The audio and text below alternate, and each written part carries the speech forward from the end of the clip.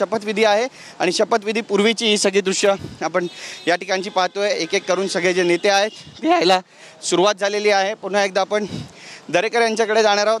आज संजय राऊत यांनी पण टीका केली आहे। संजय राऊत म्हणतायत की एकनाथ शिंदे जे गावी जाऊन बसले भाजपच्या वरिष्ठांच्या सांगण्यावरून बसले। मला वाटतं संजय राऊत मूर्ख माणूस आहे। त्यांनी आता सांगावं की कालपासनं गुलाबराव जुलाबराव म्हणत होते, आता आम्ही सगळे एकत्रित आहोत। आता त्यांना विचारा आता कसं वाटतंय। दृश्य आपण या ठिकाणी पाहतोय। गिरीश महाजन या ठिकाणी पोहोचलेले आहेत। साहेब, पाहणी करण्यासाठी सर्व नेते आले। काल दरेकर म्हणाले होते, कुठेतरी केसरकर म्हणाले होते की आम्हाला देखील निरोप दिला असता तर चांगलं झालं। अजिबात नाही, सगळ्यांमध्ये समन्वय आहे। काल अचानक शिपिनने अध्यक्षांना PM साहेबांचं एक्झिट एंट्री त्याच्यावरून अडचण झाली ती म्हणून बोलवलेलं होतं। कुठलाही विषय नव्हता, पण आज आम्ही सगळेजण महायुतीचे सगळे पक्ष, सगळे घटक पक्ष, मुख्य पक्ष आम्ही एकत्रितपणे या ठिकाणी या जागेची पाहणी करतो आहोत। आमच्यामध्ये समन्वय अतिशय उत्तम आहे, अतिशय आनंदाचं वातावरण आहे, उत्साहाचं वातावरण आहे। त्यामुळे कुठेही ज्या अफवा पसरवल्या जात आहेत की समन्वय नाही, बोलत नाही, असं कुठेही नाही। संजय राऊतांनी टीका केली। संजय राऊत म्हणतायत की एकनाथ शिंदे नाराज आहेत आणि ते नाराज असल्याचं कारण वरिष्ठ आहेत, भाजपच्या नेत्यांच्या वरिष्ठ नेत्यांच्या सांगण्यावरून ते गावी जाऊन बसले। संजय राऊतांना काहीच काम राहिलेलं नाही। आता काय परिस्थिती झाली त्यांची तुम्हाला माहीत आहे। त्यामुळे बडबड करण्याशिवाय, काहीतरी आगीत तेल टाकण्याशिवाय त्यांच्याकडे कुठे काहीच आता विषय राहिलेला नाही। त्यांना कोणी आता गांभीर्याने घेते नाही। सकाळपासून वाटेल ते बोलायचं, निरर्थक बोलायचं, हाच त्यांचा उद्योग सध्या सुरू आहे। जितेंद्र आव्हाड म्हणतात की अजून सरकार स्थापन झालं नाही आणि संविधानाची ही चेष्टा आहे, राष्ट्रपती राजवट लागू केली नाही। त्यांना कळतं का काही गरज आहे का राष्ट्रपती लागायची? मला वाटतं काहीतरी असं मरीत बोलायचं, पुढे फुटेज घ्यायचं, टीव्हीच्या समोर चॅनलसमोर यायचं। मला वाटतं सगळ्या गोष्टी निरर्थक आहे। हे सरकार कायद्याने चाललेलं आहे, राज्य कायद्याने चालतं, असं नाही चालत। त्यामुळे त्यांच्या म्हणण्याला कुठलाही अर्थ नाही। नक्कीच हा इव्हेंट ग्रँड होईल, मोठा शपथविधी, अतिशय मोठा। प्रधानमंत्री येत आहेत, अमित भाई येत आहेत, नड्डाजी येत आहेत, सगळेच आमचे सर्व राज्याचे मुख्यमंत्री येत आहेत। अतिशय भव्य दिव्य असा देखण्याचा कार्यक्रम होईल। नक्कीच आपण पाहतोय की सर्व नेते आता यायला सुरुवात झालेली आहे। सगळी दृश्य आपण या ठिकाणची पाहतोय की वरिष्ठ नेते जे आहेत ते या ठिकाणी पोहोचत आहेत आणि ही सुद्धा दृश्य आपण या ठिकाणची पाहतोय। एकीकडे प्रसार माध्यमांचा गराडा आहे तर दुसरीकडे महायुतीचे सर्व नेते या ठिकाणी पोहोचत आहेत। समन्वय आहे आमच्यामध्ये असं सुद्धा म्हणतात आणि आपण पाहतोय बघा या ठिकाणी आता पाटील साहेब आलेले आहेत आणि भाईदास पाटीलजी, तुम्ही सुद्धा पाहणी करायला आलात राष्ट्रवादीच्या कडून, काय म्हणा? आम्ही आता महायुतीचे सगळे जे काही पदाधिकारी होते, ज्यांना कोऑर्डिनेटर म्हणून गिरीश भाऊंनी जे आमंत्रण दिलं, ते सगळे जवळपास इथं आलेले आहेत आणि त्याच्यामुळे पाहणी करणं हे आमचं काम आहे। आता तुमचं देखील नाव आहे मंत्रिमंडळाच्या यादीमध्ये, त्यामुळे किती उत्साही आहात? नाही, मला काही माहिती नाही मंत्रिमंडळात कोणाचं नाव आहे, त्या नावाचा माझा काही संबंध नाही आहे। आझाद मैदानाला जेवढ्या जागा मिळतील तेवढ्याच जागा राष्ट्रवादीला हव्यात अशा काही पद्धतीची मागणी झालेली आहे। तो सगळा कुठलाही विषय जर का असेल तर पक्षश्रेष्ठींना त्याच्याविषयी कल्पना आहे। आम्हाला काहीही माहिती नाही की कोण मंत्री होणार आणि काय होणार आणि किती होणार, काय होणार,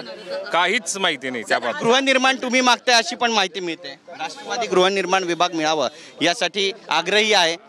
विभाग तर लांब, किती मंत्री आमचे त्या ठिकाणी असणार आहे याच्याविषयी आम्हाला काही कल्पना नाही।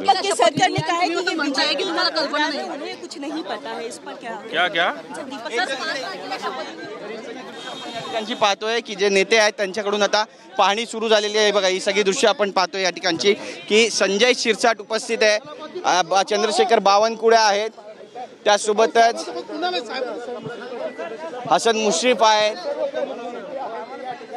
धनंजय मुंडे आपल्याला दिसत आहेत, गुलाबराव पाटील दिसत आहेत। तर प्रत्येक पक्षाचे 4 नेते या ठिकाणी पोहोचलेले, प्रवीण दरेकर आपल्याला या ठिकाणी दिसत आहेत आणि हा सगळा भव्य असा तंबू आपल्याला या ठिकाणी पाहायला मिळतोय आणि याच तंबूमध्ये आता शपथविधी सुद्धा होणार आहे। ही सगळी दृश्य आपण या ठिकाणची पाहतोय।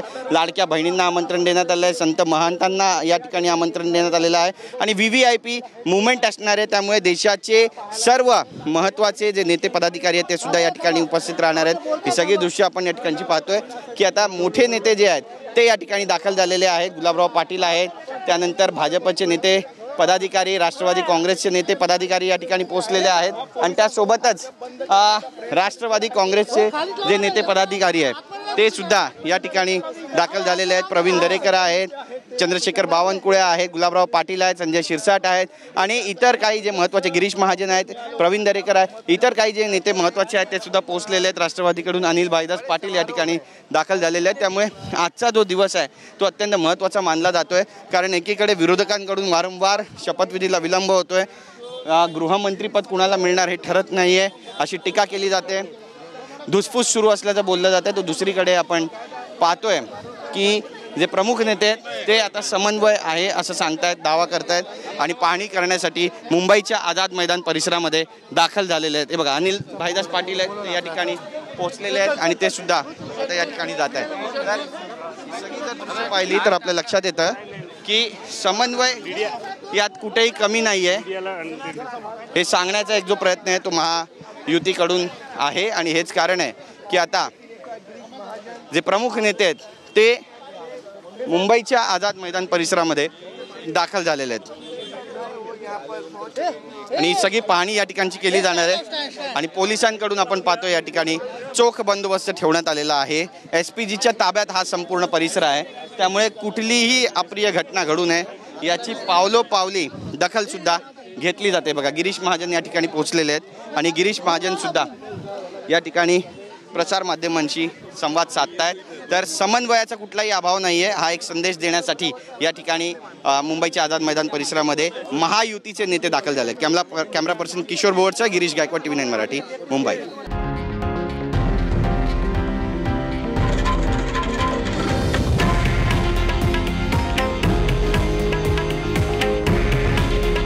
हे आहे देशातील नंबर 1 न्यूज नेटवर्क आणि आपण पाहत आहात TV9 मराठी. काळजी तुमची, हित महाराष्ट्राचं.